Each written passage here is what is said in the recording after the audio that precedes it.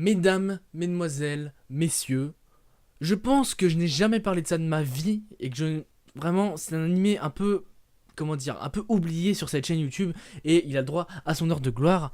Non, je ne crois pas en avoir déjà parlé auparavant. Il s'agit de Sword Art Online.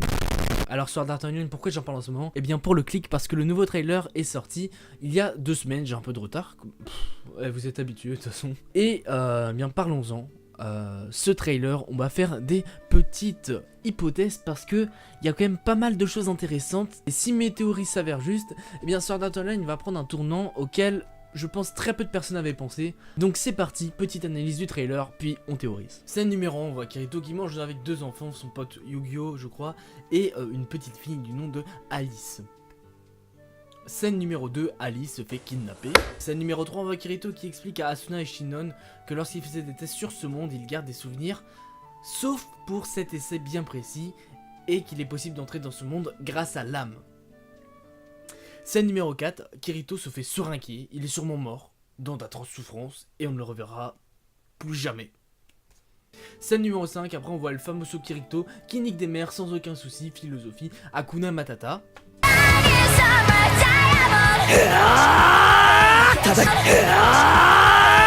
Scène numéro 6, ça part d'une arme, mais on comprend rien du tout, c'est vraiment des mots, voilà.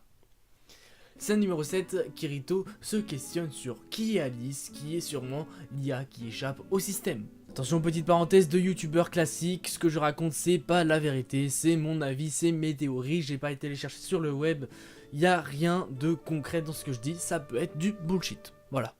Alors ce que je pense moi, c'est que Kirito a vécu son enfance, non pas dans le monde où on voit sa sœur Sugu sur Terre, du coup au Japon, mais dans ce jeu vidéo ou un monde parallèle. Je sais pas encore trop dire si c'est un jeu vidéo ou un monde parallèle, mais je dis ça pour la simple bonne raison qu'on n'a jamais parlé de son enfance et que là, on voit clairement dans ce trailer des souvenirs de son enfance en compagnie de Yu-Gi-Oh et Alice.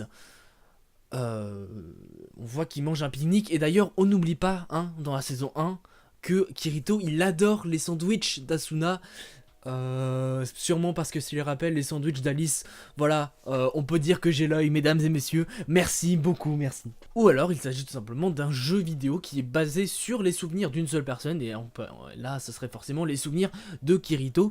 En tout cas on voit rien qui rappelle les souvenirs de Asuna, de Shinon, donc je pense que pour cet arc là, les compagnons de Kirito seront un petit peu délaissés. Délaissé tel le VGC. Bref voilà, ça c'est la partie simple à comprendre, mais après il y a un truc qui me chiffonne. J'ai l'impression que dans ce jeu vidéo, si on peut appeler ça comme ça, donc dans l'Underworld, eh bien c'est un monde ouvert seulement à Kirito, parce que on le voit dans le trailer, il est en train d'expliquer ce qui se passe dans ce monde à Shinon et Asuna, comme si ce monde leur était impossible d'accès. En tout cas, tout ce qu'on sait c'est que cet arc il sera forcément basé sur l'enfance de Kirito, et voilà. On sait que Kirito va dans ce monde, mais la véritable question c'est comment il va dans ce monde. Moi je pense que c'est lié à l'âme et que du coup c'est pas réellement son corps qui est dans le monde mais plutôt son esprit. Et c'est vrai qu'on parle pas mal de ça dans le trailer, le transféreur d'âme qui avait été dit dans le trailer précédent. Et du coup c'est un petit peu... je pense que c'est vraiment lié les deux. Donc à propos du coup de seringue que Kirito a reçu, je pense... Vraiment, encore une idée, et encore une fois, je pense, personnellement, que le coup de seringue n'a pas été mis pour le tuer, mais pour le transférer de force dans l'Underworld, pour transférer son âme de terrien tel que moi, dans l'Underworld, dans le race, je crois qu'ils appelaient ça comme ça, dans Alicization, à la fin, je crois qu'ils appelaient ça comme ça. Donc, du coup... voilà, je pense que ce coup de seringue a été mis non pas pour le tuer, mais pour... qu'il soit transféré dans l'autre monde de gré, enfin plutôt, non pas de gré, mais de force. Alors voilà, la vidéo touche déjà à sa fin. Je sais que c'est extrêmement court, mais en même temps je vois pas trop quoi dire d'autre, à part des trucs logiques que tout le monde a compris du style...